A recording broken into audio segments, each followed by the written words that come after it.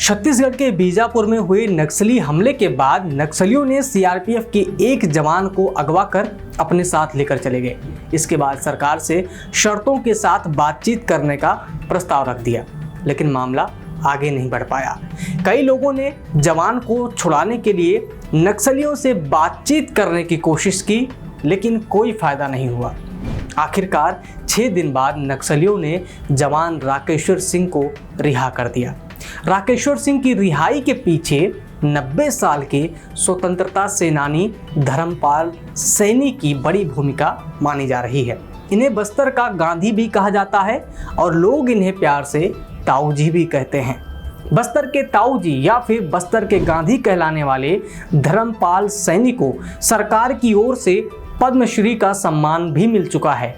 6 दशकों से बस्तर के लिए समर्पित धर्मपाल सैनी का आदिवासियों और नक्सलियों के बीच बड़ा सम्मान है। धर्मपाल सैनी करीब 45 साल पहले पहली बार बस्तर आए थे और फिर वे बस्तर के ही होकर रह गए। धर्मपाल सैनी के बस्तर जाने के बाद वहां पर बदलाव क्या हुआ, कैसे उन्होंने लोगों के दिलों में अपनी जगह बनाई, इस पर एक नजर डालते हैं। दरअसल धर्मपाल सैनी के बस्तर पहुंचने के बाद वहां का साक्षरता अनुपात 10% से बढ़कर करीब 50% हो चुका है।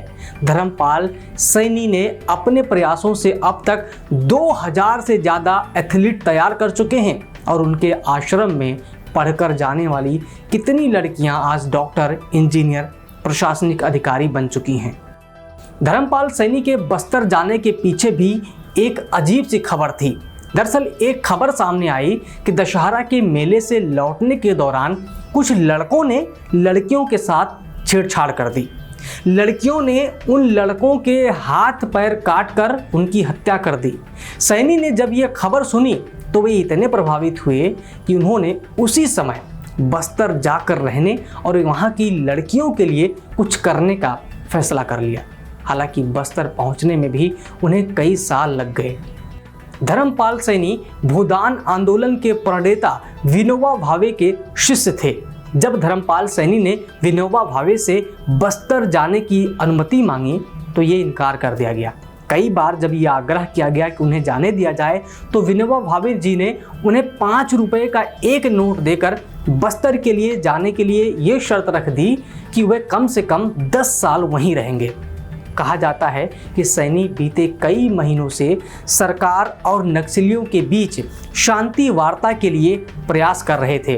वे धीरे धीरे इस दिशा में आगे बढ़ रहे थे, लेकिन इसी बीच केंद्रीय बलों ने नक्सलियों के खिलाफ ऑपरेशन छोड़ दिया। नतीजा ये हुआ कि बातचीत की प्रक्रिया शुरू होने से पहले ही पटरी से उतर गई।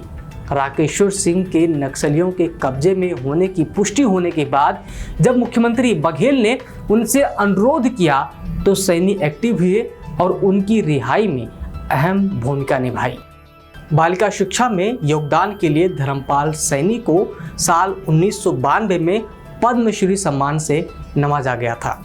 उम्मीद है कि आपको ये जानकारी अच्छी लगी होगी। अगर आप हमारा ये वीडियो फेसबुक पर देख रहे हैं तो हमारे पेज को लाइक कर लें, यूट्यूब पर देख रहे हैं तो हमारे चैनल को सब्सक्राइब कर लें। सब्सक्राइब करें पर्यावरण पोस्ट।